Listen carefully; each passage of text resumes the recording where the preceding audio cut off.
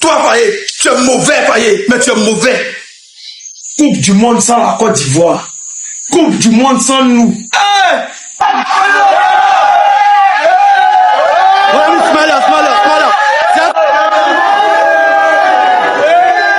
Une équipe de 22 pères de famille, de 22 personnes, hein, de 22 adultes, vous n'avez pas un attaquant. Je dis qu'un attaquant de pointe, un attaquant qui peut marquer ne serait-il un but dans la Coupe du Monde. Les gars, vous allez expliquer ça à qui? Que tu mets Kessié dehors là, il va te tuer quoi? Tu le mets dehors là, il va te tuer. Sangare, tu le mets dehors là, il va te tuer. Les joueurs sont fatigués. Moi, je te demande pardon. Si tu payais, hein, ma facture de CIE, faut plus tu vas payer. Ma facture d'eau, faut plus tu vas payer. Mon déjeuner de 16h, 15h, midi, faut plus donner. Non, des popotes chez moi à la maison, faut plus donner, faut plus me nourrir. Mais tu es méchant. Faye, tu es méchant. Si tu me donnais les petites go pour les mougous, faut plus tu vas me donner. Mais tu es méchant. Tu es méchant. Plus méchant que toi, y a pas. On voit clair que les Sangarés sont fatigués. Ils respirent. Même si on envoie oxygène, ils ne peuvent plus bouger. Les caissiers sont fatigués. Mais tu préfères les laisser au milieu de terrain. Regardez, toi-même, regarde, tu es méchant aujourd'hui, tu es méchant demain, tu es méchant après-demain. Plus méchant que toi, il n'y a pas. Regardez le retour de Franck Kessié. Regardez Sangaré, il est fatigué, il est boro, il donne la balle aux autres, il est fatigué, mais Faye dit non, je suis en mission pour tuer les Ivoiriens, je suis en mission pour détruire la Côte d'Ivoire, pour énerver les Ivoiriens. Chaque année, Faye va nous énerver. Kessié l'année passée, cette année encore Kessié. Kessié, il y a quoi? Kessié, il y a quoi? Quitte notre équipe nationale. Kessié, il faut quitter l'équipe. Tout cela quitter. Les Sangaré, les Kessié, les Séréo et tous ces co, quittez notre équipe. Vous êtes des nullards aujourd'hui, vous êtes des nullards demain. Si vous mettez pression sur Faye pour ne pas vous mettre dehors là, vous êtes les plus sorciers de la Côte d'Ivoire. Vous êtes fatigués, vous êtes conscient que vous êtes fatigués. Vous savez très bien que vous êtes fatigués, mais vous refusez de sortir. Même pour dire à l'entraîneur que je suis fatigué, il n'y a qu'à vous mettre dehors, vous n'êtes pas prêts. Bande de sorciers aujourd'hui, bande de sorciers demain. Donc c'est bon, on serait éliminé facilement. C'est facile, on nous a éliminé chouette dans le silence. Faye MS, tu as Sangaré qui est fatigué. Il est bon, il est fait, il est fatigué, tu le vois, mais il joue. Il n'a occupé prendre ballon ou aller devant, tu le fais sortir. On nous a éliminés tranquillement. But dans l'autre, il savait même pas qu'il allait. Non mais, regarde comment on laisse ouverture. Hein? Bêtement on est éliminé. Bêtement. Il n'a rien à dire. Il n'a rien à dire.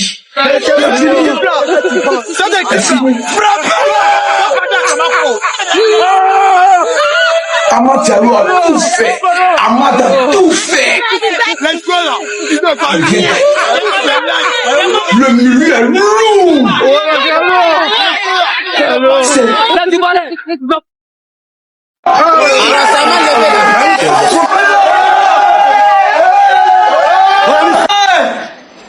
Donc c'est qu'on serait éliminé facilement. C'est facile, on nous a éliminé chouette dans le silence.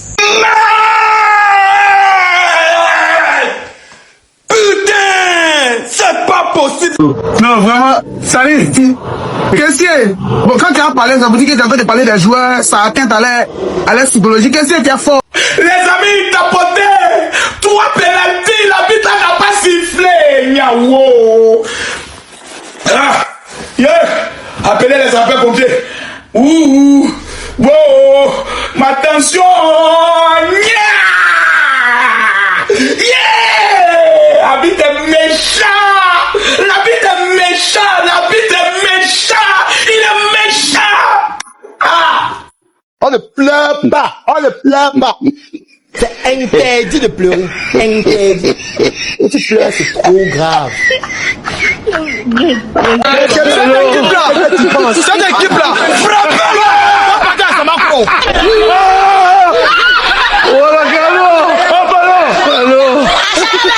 Les joueurs là, ils ne valent rien.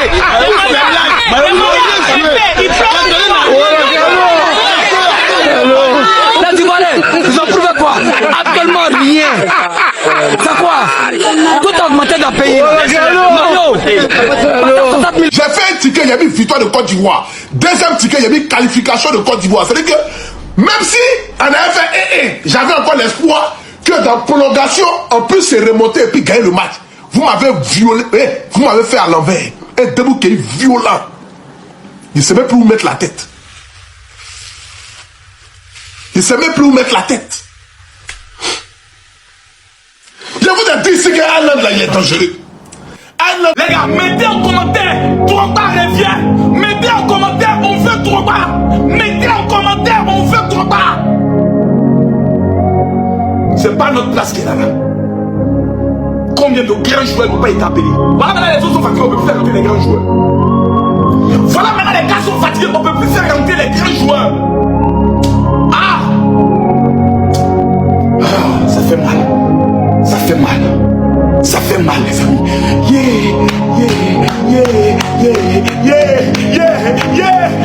T'as voté, mettez les gars pour Drogba. Envoyez la victoire à Drogba. Je vous ai dit, Haaland c'est un maudit. L'enfant là, il n'est pas beau, il est dangereux. Il est dangereux. Pour éviter toutes sortes de choses là, chier et puis mettez le caca là si fou. Qui va s'approcher des joueurs qui sentent caca? Les Sénégalais là, regardez mal les Sénégalais demain, vous allez voir.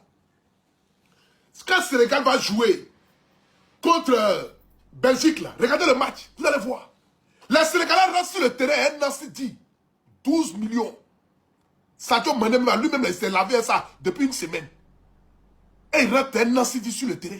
Vous aurez même pu payer même les parfums à Rouna là, pour mettre ça sur vous. De toute façon, vous êtes, la plupart de vous là. Vous nous avez sucé jusqu'à nous, on a joui. On est fatigué de jouir. Non, attends. Non, attends, tu as trop parlé. Attends, tu as trop parlé. Nous-mêmes, on est fatigué de jouir. Nous-mêmes, on est fatigué. Vous nous avez sucé. On est fatigué. Nous, on vous demande pardon. Ne venez plus chez nous. La Côte d'Ivoire jouait avec un adversaire féroce, un adversaire de calibre. Mais vraiment, nous sommes un peu tristes et à la fois, bon, nous gardons le courage parce que la Côte d'Ivoire, ce n'est pas un pays où on doit être triste après une défaite. C'est un jeu et une équipe devrait gagner. Voilà la Côte d'Ivoire qui a perdu. Donc nous soutenons le reste des pays, des nations africaines qui continuent dans cette tournoi, dans cette compétition Coupe du Monde 2026. Donc, tout entier vient de s'effondrer devant son écran et personne n'a vu venir la suite. Il est resté 7 minutes. 7 minutes à égalité, 7 minutes où toute la Côte d'Ivoire retenait son souffle, 7 minutes où des millions de personnes, dans les salons, dans les bars, dans les rues d'Abidjan, croyaient encore au miracle.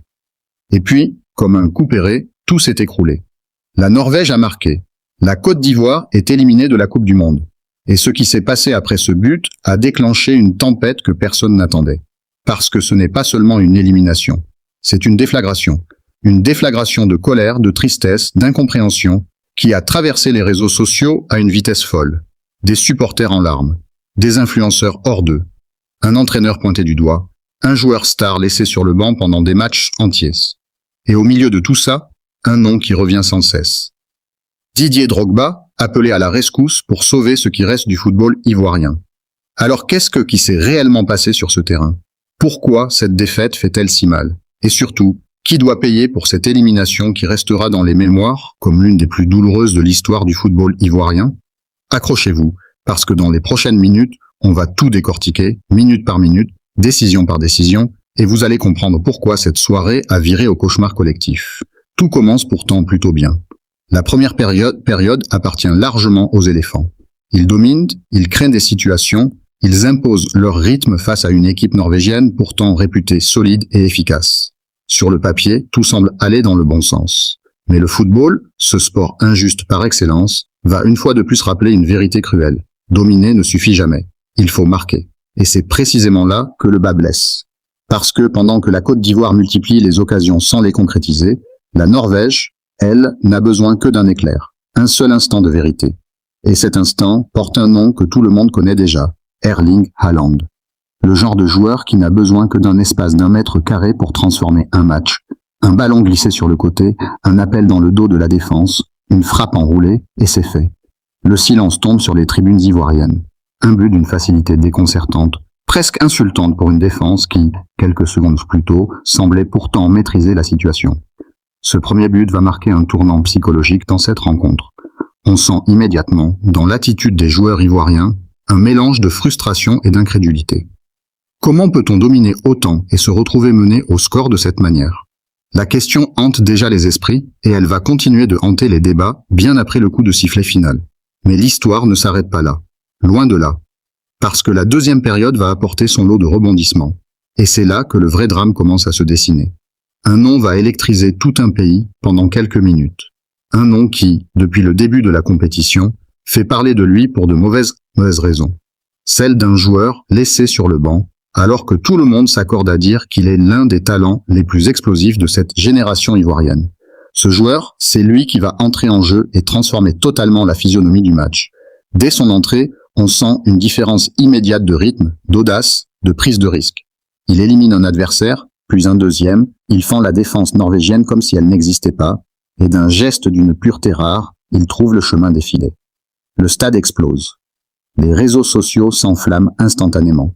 On crie au génie, on parle de retournement de situation, on ose même imaginer la qualification. Et ce n'est pas tout. Quelques minutes plus tard, ce même joueur va manquer de peu d'offrir un but encore plus spectaculaire sur un coup franc, d'une précision chirurgicale repoussée de justesse.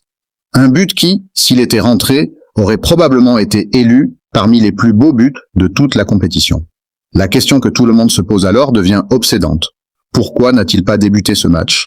Pourquoi un talent capable de faire basculer une rencontre à lui seul reste-t-il sur le banc pendant que l'équipe patine offensivement? Cette interrogation va devenir l'un des points centraux de la polémique qui va suivre, et on y reviendra en détail. Mais pour l'instant, concentrons-nous sur ce qui se passe sur le terrain, parce que l'histoire est loin d'être terminée. L'égalisation ivoirienne change tout. Psychologiquement, c'est un coup dur pour la Norvège, qui voit son avance s'envoler après avoir maîtrisé une bonne partie de la rencontre.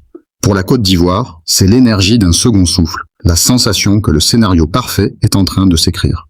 On imagine déjà les prolongations, on imagine la séance de tir au but, on imagine même, pourquoi pas, une victoire arrachée dans les derniers instants. Et c'est précisément à ce moment-là que tout va basculer. Parce qu'au lieu de continuer à pousser, au lieu de maintenir la pression qui vient de leur permettre d'égaliser, les Ivoiriens vont commettre une erreur qui va leur coûter extrêmement cher. Ils reculent. Ils reculent collectivement, comme pris d'une peur soudaine de perdre ce point si durement arraché. Une décision qui, avec le recul, apparaît comme l'une des plus grandes erreurs tactiques de la soirée. Reculer face à une équipe norvégienne qui excelle justement dans le jeu offensif, dans les transitions rapides, dans l'exploitation des espaces, c'est offrir sur un plateau exactement ce que l'adversaire recherche. Et la sanction ne va pas tarder à tomber. L'espace laissé en défense devient un véritable boulevard. 3 joueurs ivoiriens se retrouvent regroupés autour d'un seul adversaire norvégien, laissant totalement libre le poste le plus dangereux du terrain. Et devinez qui se retrouve démarqué dans la surface, seul, libre de tout marquage. Erling Haaland. Encore lui. Un boulevard, une passe millimétrée, une finition sans appel. Le but qui va tout faire basculer. Ce deuxième but ne sera pas seulement le but de la victoire pour la Norvège. Il va devenir, dans les heures qui suivent, le symbole de tout ce qui n'a pas fonctionné pour la Côte d'Ivoire durant cette Coupe du Monde. Un but qualifié de bête par les observateurs. Un but résultant d'un placement défensif catastrophique, d'un manque flagrant d'organisation collective à un moment absolument crucial du match. Et c'est là que la colère commence véritablement à monter. Parce que pendant que ce scénario cauchemardesque se déroule sur le terrain, sur les réseaux sociaux, la tension devient électrique. Les commentaires en direct se transforment en cris de rage collectif. On voit apparaître des messages d'une intensité rare, des supporters qui n'en peuvent plus, qui pointent du doigt les choix tactiques, la gestion des changements, la fatigue visible de certains cadres de l'équipe restés trop longtemps sur le terrain. 2 noms reviennent sans cesse dans cette vague de critiques. Des milieux de terrain que tout le monde voit épuisés, à bout de souffle, incapables de répéter les efforts, mais qui restent pourtant sur la pelouse alors que des solutions fraîches attendent sur le banc. La question qui explose sur toutes les plateformes devient limpide. Pourquoi ne pas avoir fait les changements plus tôt ? Pourquoi attendre que l'irréparable se produise avant de réagir? Cette gestion des remplacements va devenir l'un des sujets les plus brûlants de l'après-match. Et l'entraîneur ivoirien va se retrouver au cœur d'une tempête de critiques, d'une violence inattendue. On lui reproche d'avoir attendu, d'avoir tergiversé, d'avoir manqué de réactivité à un moment où chaque minute comptait double. Mais au-delà de la tactique, c'est toute une nation qui va exprimer sa douleur dans les minutes suivant le coup de sifflet final. Une douleur qui ne s'explique pas seulement par le résultat, mais par tout ce que cette élimination représente. Parce qu'il faut le rappeler, la Côte d'Ivoire n'est pas n'importe quelle sélection sur ce continent. C'est une nation de champions, une nation qui a soulevé des trophées continentaux, une nation dont l'histoire footballistique est jalonnée de légendes.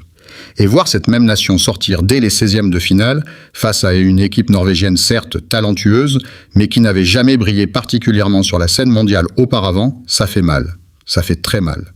C'est un coup dur pour l'orgueil national, un coup dur pour tous ceux qui avaient rêvé d'un parcours beaucoup plus long, peut-être même d'une conquête historique. D'autant que le chemin parcouru jusque-là avait été loin d'être décevant. Rappelez-vous ce match héroïque contre l'Équateur, arraché dans les derniers instants alors que tout semblait perdu. Rappelez-vous cette confrontation intense face à l'Allemagne, où les Ivoiriens avaient montré un visage combatif, capable de rivaliser avec l'une des plus grandes nations du football mondial. Ce parcours laissait entrevoir un potentiel réel, une équipe capable de créer la surprise, capable d'aller loin. C'est justement pour cette raison que la désillusion est aussi brutale. On ne parle pas d'une équipe sans ambition sortie logiquement de la compétition. On parle d'une équipe qui avait tout pour continuer l'aventure, qui a dominé une partie du match, qui a montré un caractère indéniable en revenant au score après avoir été menée.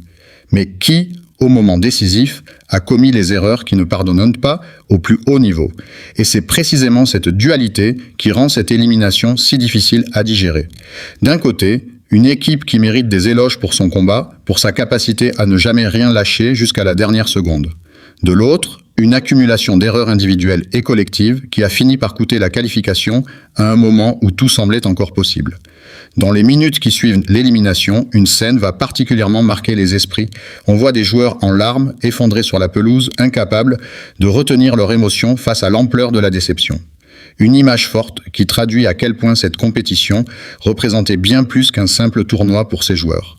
C'était l'occasion de marquer l'histoire, de porter tout un continent, de faire vibrer un peuple entier, resté suspendu à chaque ballon touché. Mais cette scène, aussi touchante soit-elle, va également déclencher un autre type de réaction. Parce que dans le flot de commentaires qui envahit les réseaux sociaux, certains vont pointer du doigt cette tristesse affichée en la mettant en perspective avec les responsabilités. La logique est simple et parfois brutale. Quand on porte les espoirs d'une nation entière, quand on est payé et honoré pour représenter son pays sur la plus grande scène du football mondial, les larmes ne suffisent pas à effacer les erreurs commises sur le terrain. C'est un débat qui va traverser toute la sphère footballistique ivoirienne dans les jours suivants. A-t-on le droit de pleurer une défaite dont on est en partie responsable ?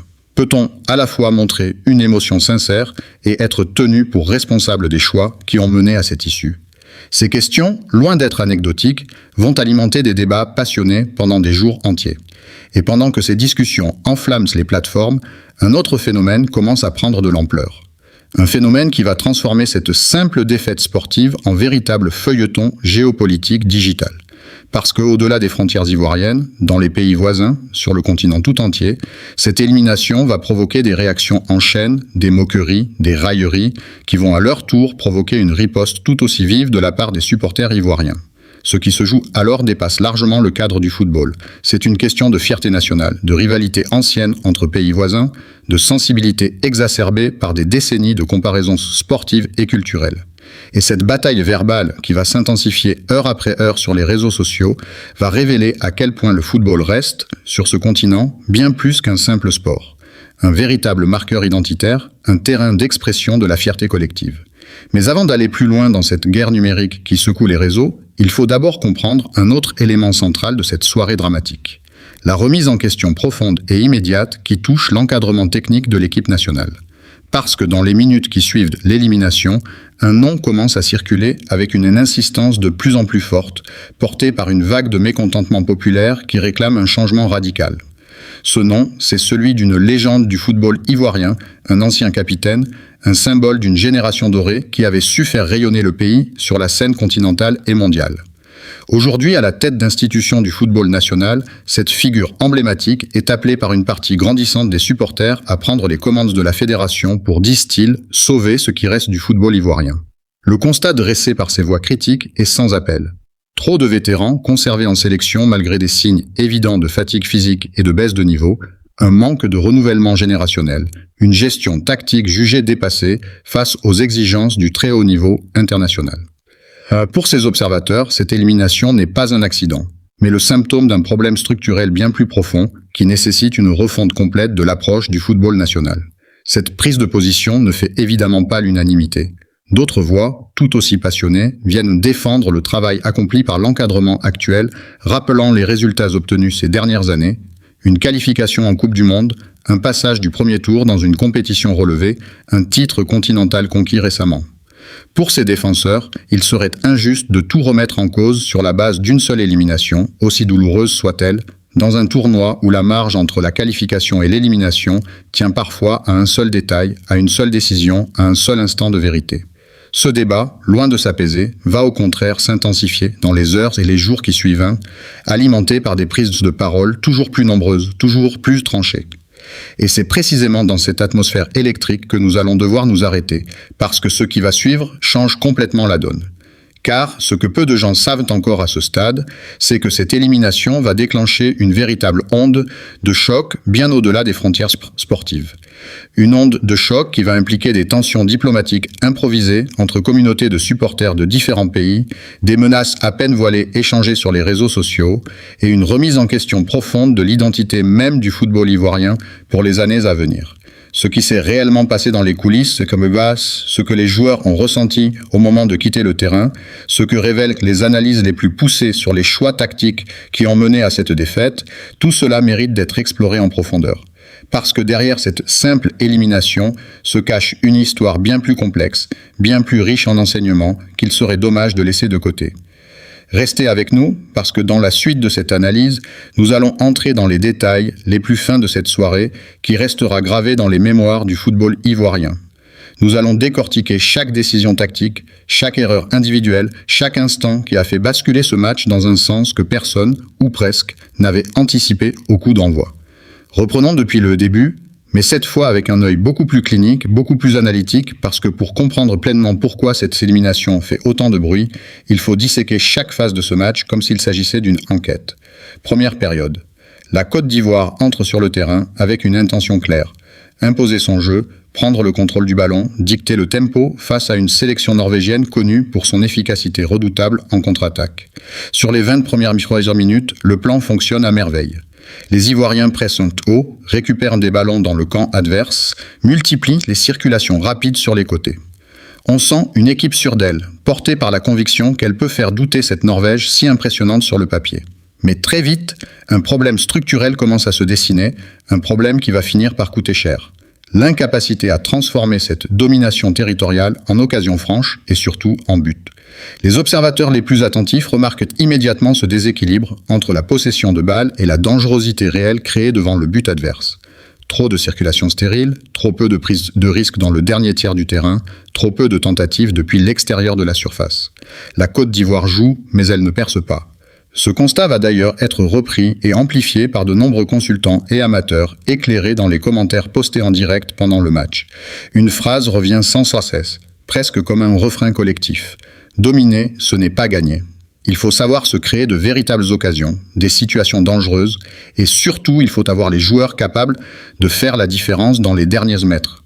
Or, ce jour-là, l'animation offensive ivoirienne semble bloquée sur les côtés, incapable de trouver la faille par le biais de passes tranchantes au cœur du jeu. Un exemple frappant illustre parfaitement ce problème. Sur l'ensemble de la première période, il est presque impossible de recenser une seule passe verticale, tranchante, capable de mettre en difficulté immédiate la défense norvégienne. Tout se joue sur les ailes, dans des schémas répétitifs et prévisibles que l'adversaire finit par anticiper sans grande difficulté. Cette absence de créativité au milieu de terrain va devenir l'un des points centraux des critiques post-match. Et puis arrive ce moment fatidique où la Norvège, sans avoir dominé le jeu, va profiter du seul véritable espace concédé par la défense ivoirienne pour ouvrir le score. Un moment qui va cristalliser toutes les frustrations accumulées. Parce que ce qui rend ce but encore plus difficile à accepter, c'est sa simplicité déconcertante. Aucune action extraordinaire, aucun exploit technique hors norme, juste une faille défensive exploitée avec un sang-froid glacial par l'un des attaquants les plus redoutables de la planète football. Ce contraste entre la maîtrise apparente du jeu ivoirien et l'efficacité chirurgicale norvégienne va nourrir un sentiment d'injustice chez de nombreux observateurs. Comment une équipe qui domine autant peut-elle se retrouver menée par un adversaire qui, pendant de longues séquences, semble subir le jeu ? Cette question, loin d'être anodine, renvoie à l'une des réalités les plus cruelles du football de haut niveau. Au-delà d'un certain niveau de compétition, ce ne sont plus la possession ou la domination territoriale qui font la différence, mais l'efficacité pure, la capacité à transformer le moindre espace en but.